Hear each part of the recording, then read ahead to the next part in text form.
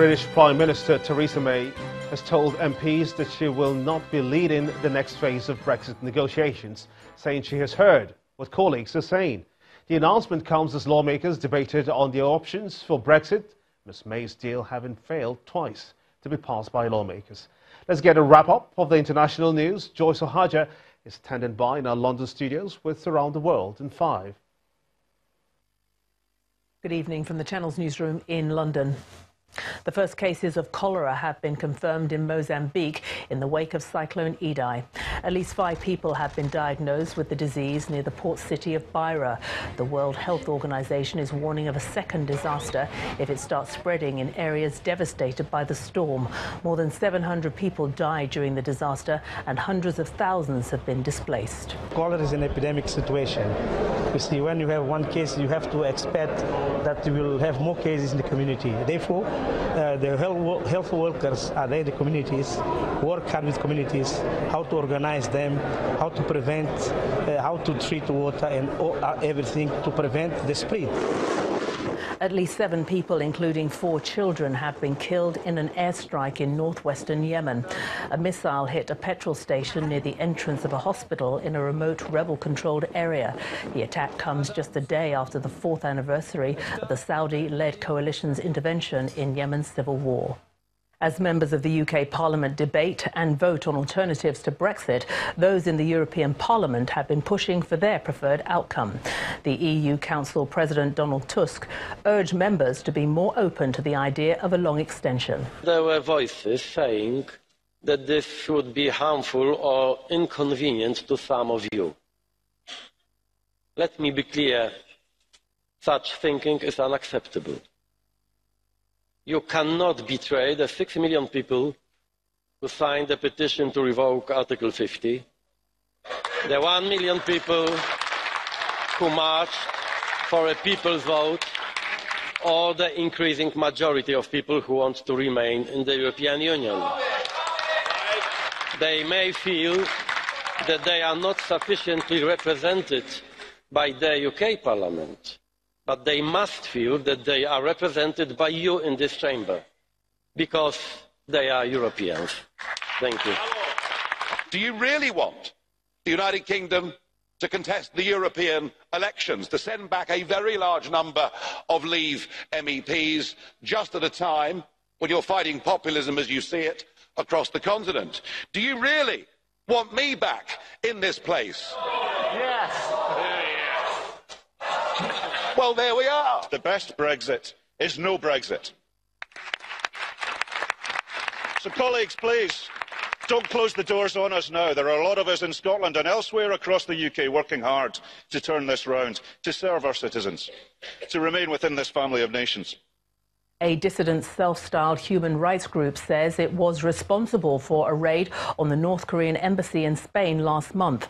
Members dedicated to overthrowing Kim Jong-un are accused of holding staff hostage, beating them and encouraging an official to defect. In a statement, Chialima Civil Defense says it wasn't an attack. Instead, it was trying to protect those who need help. They reportedly fled with computers, hard drives and other items. Spain's High Court says one of the 10 intruders contacted the FBI days later. The US has denied any involvement. Can you say that the United States government, at least, had nothing to do with this? The United States government had nothing to do with this.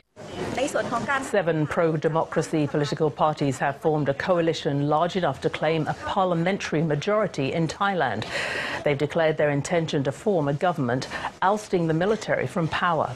As that announcement was made, pro-military party Palang Pracharat staged a parade through the capital, thanking the public for its support.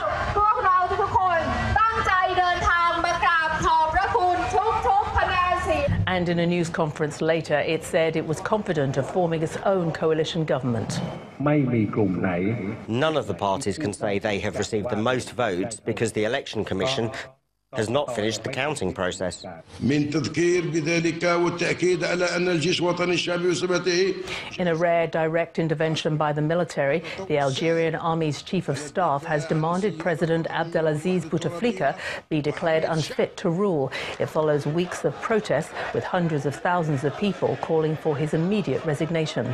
The 82-year-old has already agreed not to stand for a fifth term.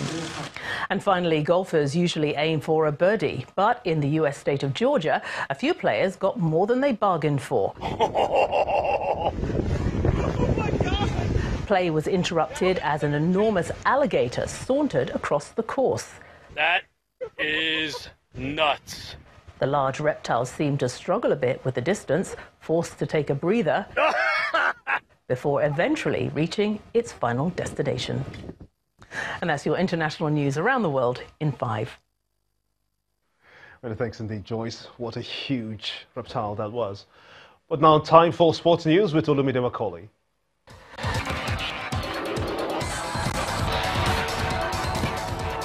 Thank you, Gimba. Hello and welcome to Sports News. Iema Wagua scored twice as Kanu Pillars defeated FC Fayumba 3-0 in one of the rescheduled matches of the 2018-2019 Nigeria Professional Football League played today at the Sani Abacha Stadium in Kanu. The former Lobby Stars forward struck in the 3rd and 62nd minute, while Super Eagles midfielder Rabiu Ali sealed Kanu Pillars' win in the 75th minute.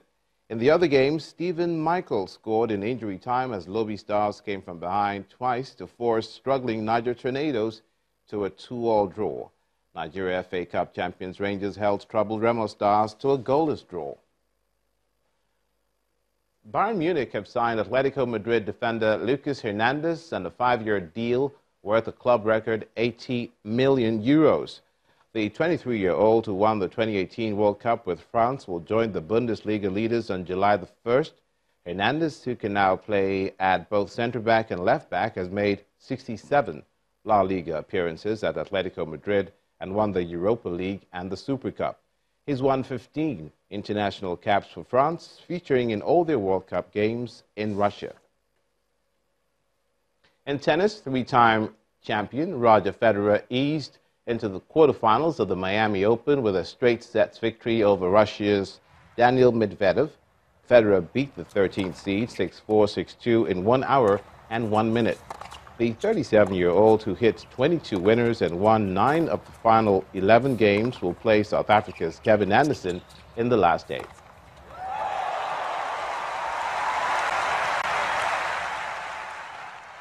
Meanwhile, world number 1 Novak Djokovic admits that off-court distractions have proven detrimental after he suffered a surprise defeat by Roberto Bautista Agut in the Miami Open as well, the 4th round.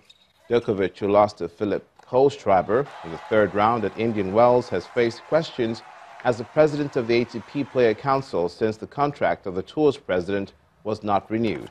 The Serb has now failed to make a quarterfinal at either of the Masters 1000 tournaments since 2017. He believes he will also need to rethink his schedule. That's it on Sports News. The News at 10 continues.